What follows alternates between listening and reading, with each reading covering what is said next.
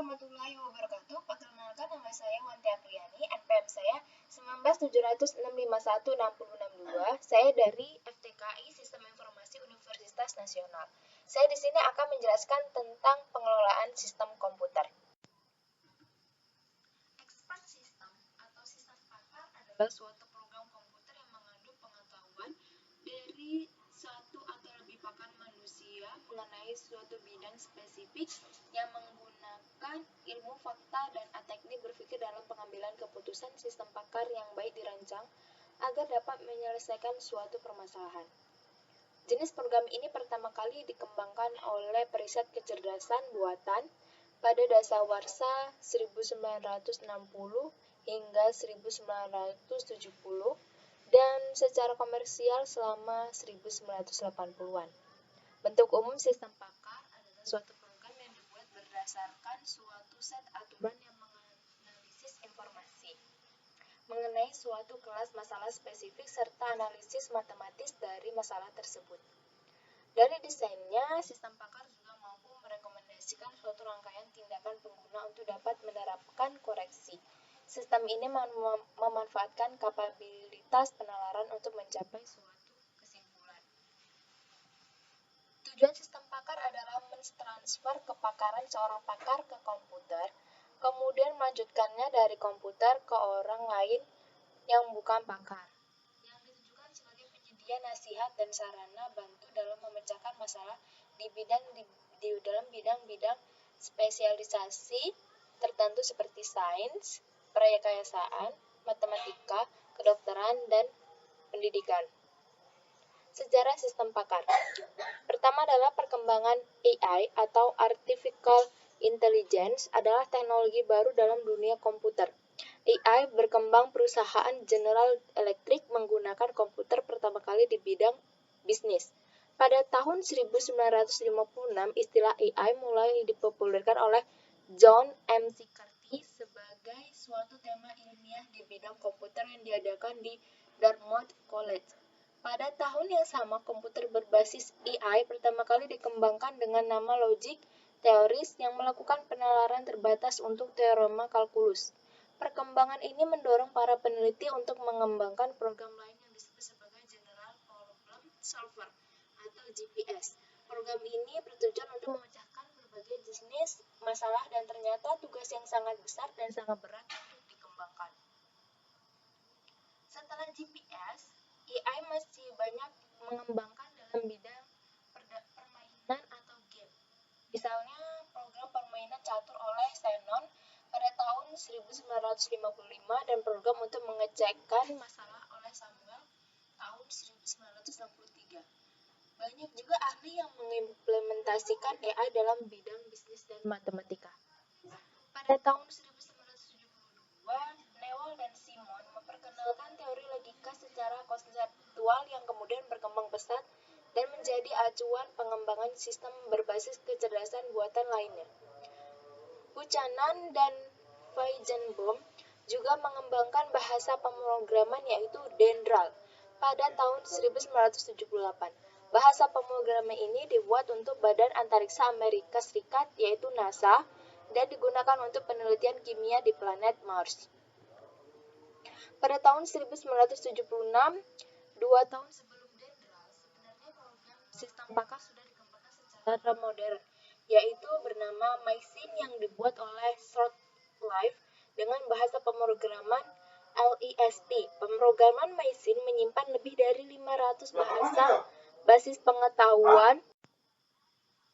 Program Machine menyimpan lebih dari 500 basis pengetahuan dan basis aturan untuk mendiagnosis penyakit manusia. Program ini mengimplementasikan metode penelusuran dan pemecahan masalah, mengembangkan berbagai teori penting dalam kecerdasan buatan seperti metode certainty factor, teori probabilitas, dan teorema fuzzy. Program Machine menjadi acuan penting untuk mengembangkan sistem pakar secara modern, karena di dalamnya telah terintegrasi semua komponen standar yang dibutuhkan oleh semua pakar. Konsep dasar sistem pakar. Yang pertama adalah keahlian atau expertise. Keahlian dapat diperoleh dari pelatihan atau training. Membaca atau dari pengalaman. Keahlian itu meliputi fakta-fakta tentang area, teori-teori tentang area, aturan-aturan tentang apa yang harus dilakukan dalam situasi permasalahan, strategi global untuk memecahkan.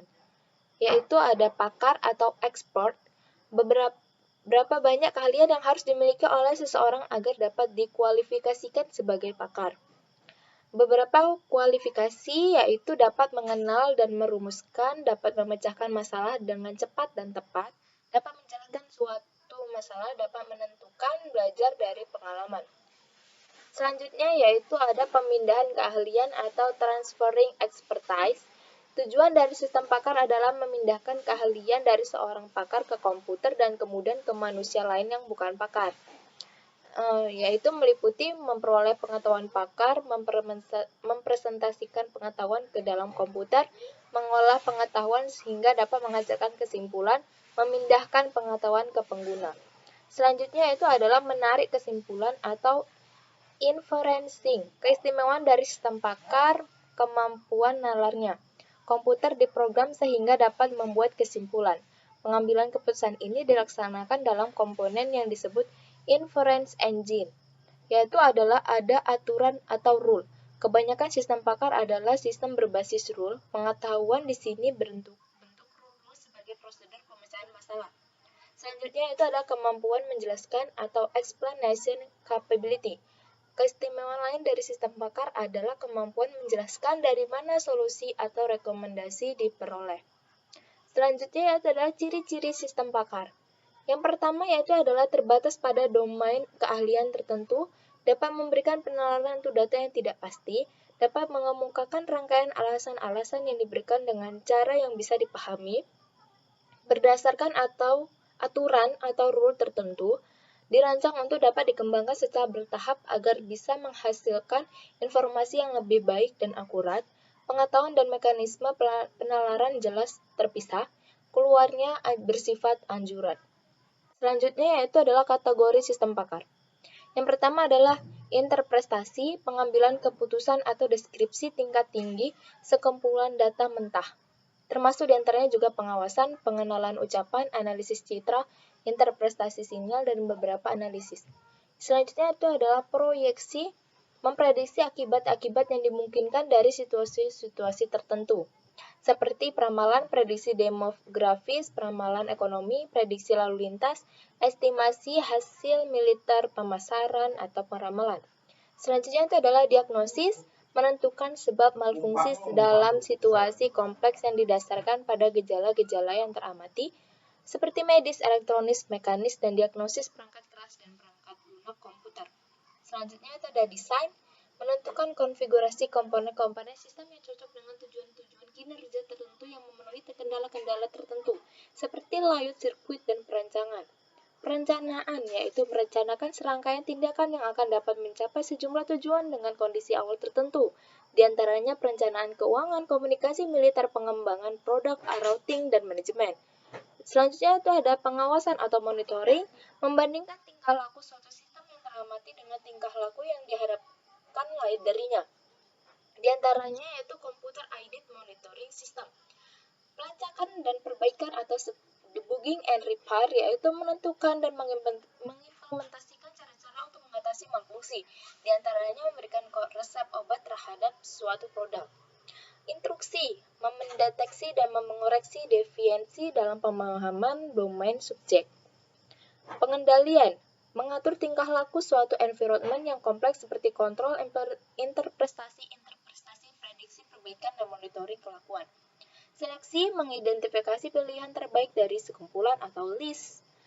Simulasi yaitu pemodelan interaksi antara komponen-komponen sistem. Selanjutnya itu adalah kelebihan sistem pakar. Memungkinkan seorang awam bisa mengerjakan pekerjaan para ahli, bisa melakukan proses-proses secara berulang secara otomatis, menyimpan pengetahuan dan keahlian para pakar, meningkatkan output dan produktivitas, meningkatkan kualitas, mampu mengambil dan melestarikan keahlian para pakar. Mampu beroperasi dalam lingkungan yang berbahaya, memiliki kemampuan untuk mengakses pengetahuan, memiliki reliabilitas, meningkatkan kapabilitas sistem komputer, memiliki kemampuan untuk bekerja dengan informasi yang tidak lengkap dan mengandung ketidakpastian sebagai media pelengkap dalam pelatihan, dan terakhir meningkatkan kapabilitas dalam penyelesaian masalah. Selain ada kelebihan, pasti ada kekurangan. Kelemahan sistem pakar yaitu biaya yang diperlukan untuk membuat dan memelihara relatif mahal karena diperlukan banyak data. Selanjutnya itu dibutuhkan admin khusus yang selalu memperbaharui pengetahuan pada sistem pakar sesuai perkembangan di bidang keahliannya. Mengembangkan perangkat lunak sistem pakar lebih sulit dibandingkan perangkat lunak konvensional, sulit dikembangkan, dan terakhir membutuhkan waktu yang lama untuk membuatnya. Contoh expert system atau sistem pakar adalah yang pertama yaitu MySyn, diagnosa penyakit. Dendral, mengidentifikasikan struktur molekul campuran kimia yang tidak dikenal. XCON atau Excel, konfigurasi sistem komputer besar.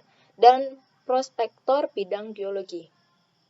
Baik, itu adalah penjelasan singkat saya tentang expert system atau sistem pakar. Kelebihan dan kekurangannya saya mohon maaf. Terima kasih. Assalamualaikum warahmatullahi wabarakatuh.